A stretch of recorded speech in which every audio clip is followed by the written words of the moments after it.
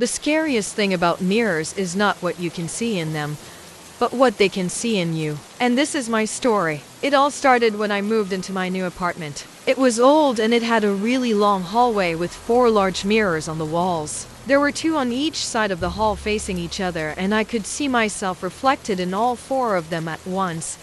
8 eyes staring back at me from the abyss. I didn't like it, but I thought that I could get used to it. I hung up some paintings to cover the 2 mirrors on my right as I walked down the hall, but the ones on the left remained bare. They were big, ornate, antique things with silver frames and glass so cloudy and grimy that I couldn't even see my reflection in them anymore. Just dark shapes moving in the depths. I could never quite make out what those shapes were, though. Even when I cleaned the mirrors, which I did several times, they remained unreadable, and it creeped me out.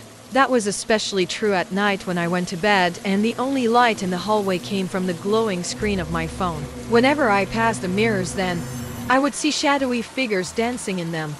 Figures that looked vaguely human but were twisted and distorted. Then one night I woke up from a nightmare and had to get up to go to the bathroom. As I stumbled out of bed and forced myself to stand up, I saw something standing in front of the mirror across from my bedroom. It was tall and thin and skeletal, and its head was bent at an impossible angle so that its chin was touching its chest. It was like a piece of string or a thread being pulled taut between 2 points. And as I watched, paralyzed with fear, it lifted its head and turned to face me. I don't know how long we stood there facing each other, just staring, but it felt like hours. I wanted to scream, but no sound came out of my throat. Then slowly, agonizingly, the figure began to turn away again, its shoulders slumping forward like it was carrying a heavy weight on its back.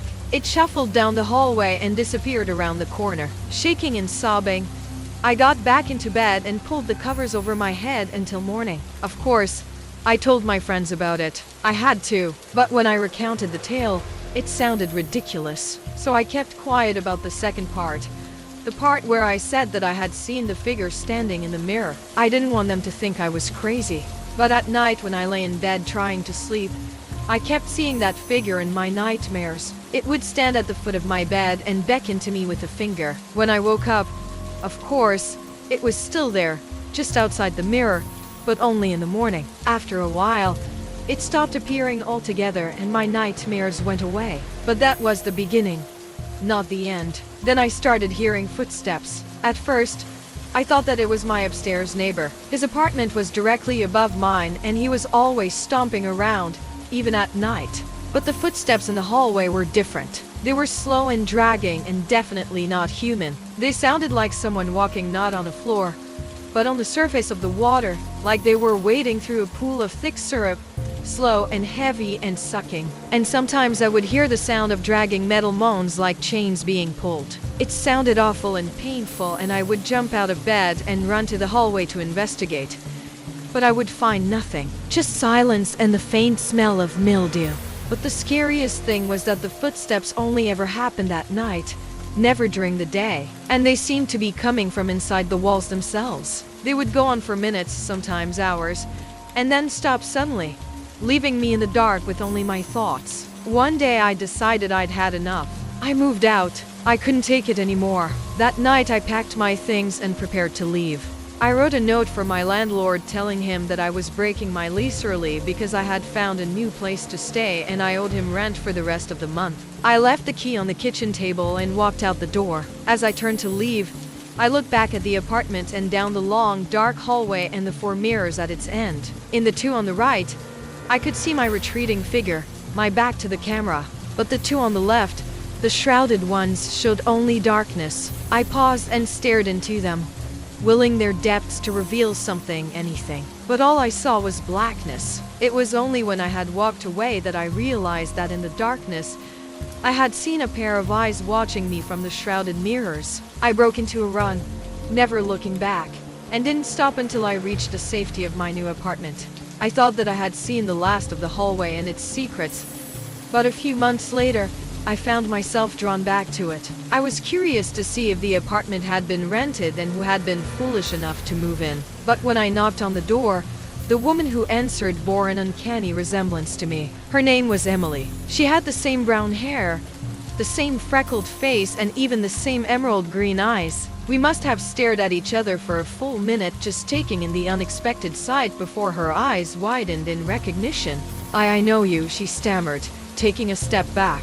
"How do I know you?" I asked. I don't know," she whispered, shaking her head. "I just feel like I do." I decided to push it. "Do you live here?" I asked. She hesitated before replying. "No, I don't. I mean, I used to, but I don't anymore." She looked away, embarrassed. "Well, do you want to come in? We could talk," I offered, wondering why she seemed so familiar. She shook her head again, backing away. "No, I can't. I'm sorry, but I have to go now." And with that, she turned and ran away, disappearing into the crowds on the street. I knew then that the apartment had not been rented. Emily lived there still, but she wasn't the only thing. I could sense another presence behind her, something dark and hungry. I tried to tell myself that it was just my imagination, that I was reading too much into it. But what did she know? Why did she look so afraid when she saw me? And why did the apartment remain empty? Had the landlord given up on renting it after I left? I wondered if I should tell the landlord about Emily, about the feeling that I had gotten from the apartment, but I decided against it. What would he do? Think I was insane? I shrugged off the encounter and went on my way, trying to forget about it. But soon afterwards, I began to notice strange things happening around me. At first, it was just minor stuff.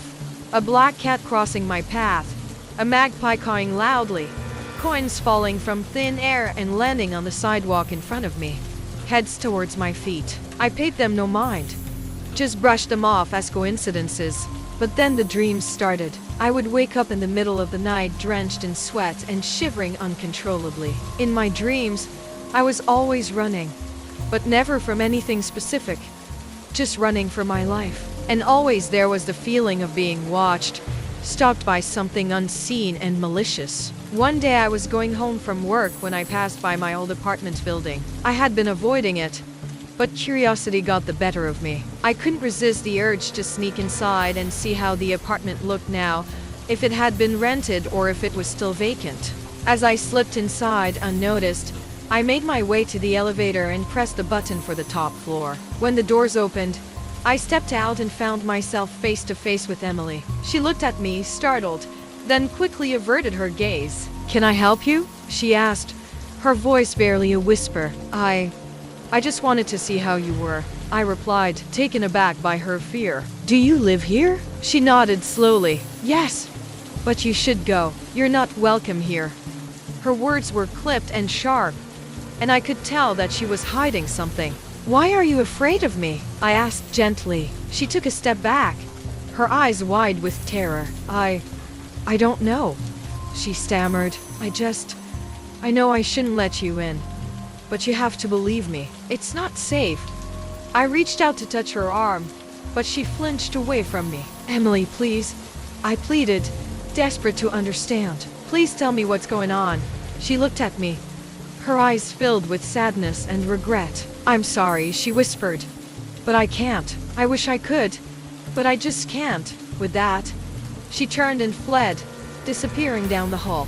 Curious and concerned, I followed her, each step echoing ominously in the cavernous space. As I approached the end of the hall, I could hear whispers, voices, and they were getting louder. They sounded like they were coming from inside the wall. As I rounded the corner, I saw Emily standing in front of a mirror, her back to me. She was talking to someone, but there was no one there. "I can't let him in," she was saying. "He'll find us then. Oh, please, please help me. I don't want to die." I froze in my tracks, my heart pounding in my chest. Who was she talking to? And what was she so afraid of? As I watched, she turned around and our eyes met. In that instant, I knew who she was. It wasn't Emily. It was me. Or rather, it was a version of me that existed only in this place, trapped in the mirrors with no way out. The realization hit me like a ton of bricks, knocking the breath right out of my lungs. And as I stared into those eyes, I saw my own face staring back at me, except it was twisted into a mask of pure evil. A cold, insidious grin spread across its face, revealing teeth that were long and sharp, like the fangs of a serpent. Its eyes burned with a cold, alien fire, devoid of any warmth or humanity. It opened its mouth and spoke, its voice a raspy whisper that seemed to slither through my bones. "Hello, brother," it said. "We've been waiting for you." To be continued.